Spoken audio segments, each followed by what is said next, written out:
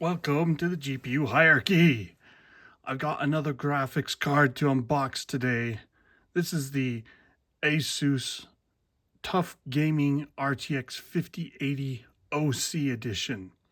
Now, I've been around long enough that I remember when TUF Gaming was kind of their base model, and I'm not saying it like it's bad. It's just not their Strix line. It's not ROG. But it's a decent card. Asus over the years has kind of pushed themselves to being a higher end brand, and they do a lot more testing and validation, they claim, which is why they charge more. They have a coating that they put on the PCB and components to help with protecting them. They have this protect your GPU with GPU guard. They basically put glue on the corners to help hold the GPU in place and keep it from warping, not just the GPU, but the PCB underneath. They've got nice fans with counter rotating center fan to make less turbulence. Lots of extras, lots of good stuff. Let's go ahead and open it up and see what the TUF Gaming looks like. These boxes with the angled off corners look a little bit weird to me. I don't know if it's really better this way. It's just different. Sometimes different is good, right? Gosh. Sometimes it makes it hard to get the box out of the box. Multiple layers of boxes. Box inception. TUF Gaming. At least this part, I think, opens up easier, or does it? That whole top lift off? No, I just need to...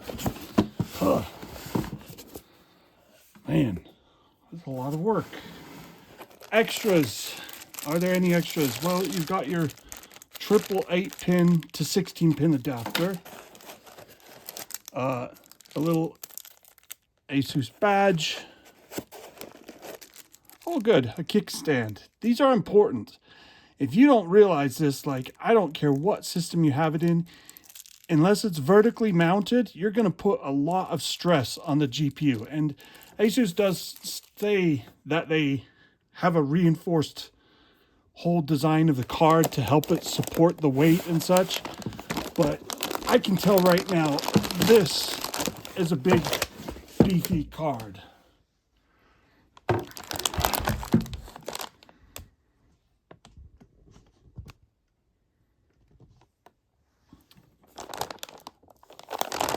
don't know if it's actually a quad slot card, but if it's not, it's a definite 3+ slot design.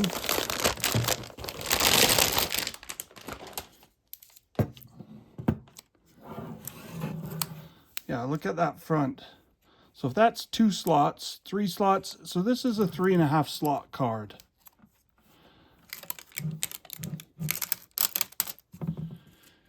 Pull off our shrink wrap, take out our plugs on the HDMI and DisplayPort outputs.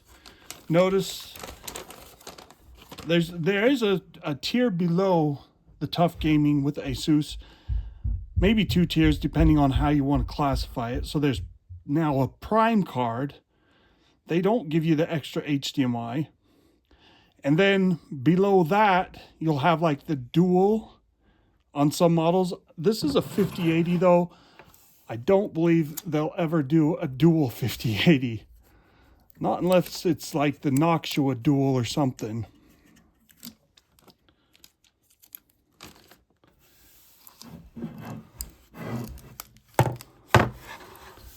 Let's go ahead and peel it open, shall we? And there's a lot of shrink wrap on this.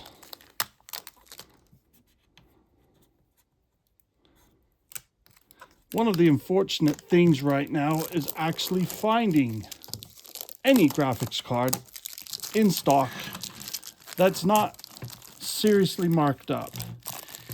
And I think that's only going to get exacerbated by the new tariffs that have gone into effect for the US.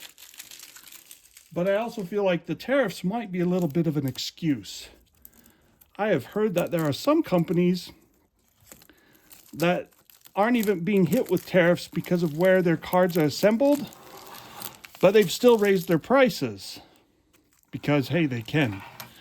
And I've heard from companies talking about how, oh, we can't make them, we don't have the margins to sell these cards.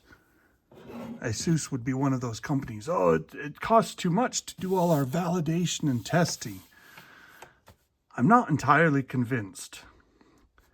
The real problem right now is that you have these, you know, I was at GTC this whole last week, and they've got all these data center GPUs, and they're talking about probably upwards of 200 billion this year in data center sales. I don't know if Nvidia said that specifically, but it's a lot. It dwarfs the 12 billion that they might make off consumer GPUs.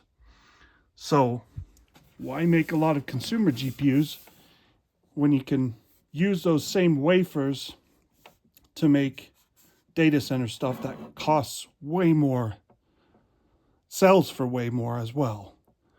They do cost more to make. I mean, the packaging on the data center stuff is more complex. It might cost twice as much to make for a similar sized GPU. And there's 2 chips on Blackwell B200, so hey, it might cost 4 times as much to make.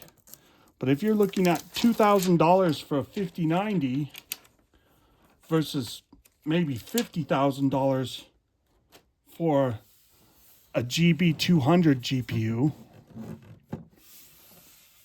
like, that's not even close. Even if it costs 4 times as much to make, you'd be looking at $8,000 for a 5090, which is close to what they're charging apparently on the RTX Pro 6000. All right, let's get back to the Asus. So as I said, they've got these fans on the outside spin counterclockwise, and the fan in the center spins clockwise.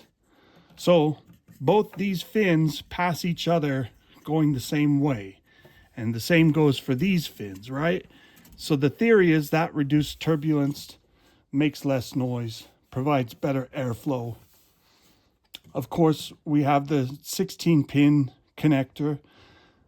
These have gotten very maligned. What's funny is all the data center stuff, like the RTX Pro 6000 and the prior generation, they use a 16-pin connector. You don't hear about those melting, but they've got a lot more airflow and they've got way better power supplies, normally speaking.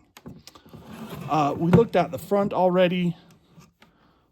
Triple DisplayPort 2.1 UHBR20, 80 gigabits per second. These are full DisplayPort 2.1B. Then we got 2 HDMI 2.1B ports. So they can only do 48 gigabits per second.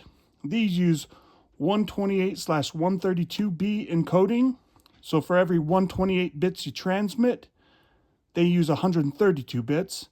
It's like 97% efficient or something like that. So the old HDMI used 8/10B. I think the new ones use 16/18B. So for every 16 bits you want to send, you have to use 18 bits. It ends up being whatever their transmission encoding efficiency is. I believe they're like 89 or 90% efficient, meaning you get 42 gigabits per second on these, you get 77.9 or something gigabits per second on those for actual data throughput. Back of the card, nothing super remarkable here. Big flow-through area for the radiator. The radiator doesn't even use up a lot of that area, which is kind of interesting. Why is it so big? Maybe their ROG model actually fills that in with more fins. I can't tell for sure, but it looks like they're aluminum heat sinks and fins and heat pipes rather than copper. But this is a 360 watt card nominally. So it's not needing to deal with as extreme power as the 5090. bottom of the card. You can see again, there's a lot of empty space in there. It is a pretty heavy card. I'm not sure if it weighs 2 kilograms or not, but it's chunky. It's going to be close to 2 kg. Interesting thing here, if you've never seen this, these are PCIe 5.0. You can tell because of the like little T shape you get on the connectors. You might not be able to see that very well in this video, but PCIe 4.0 doesn't have that. Arc Battlemage does have the T connectors, but they decided not to use PCIe 5.0. Anyway, that's it. We'll be testing this and seeing how it performs in the near future. Thanks for watching. Please give us a thumbs up, like, and subscribe. Let us know what you'd like to see. We'll be back next time.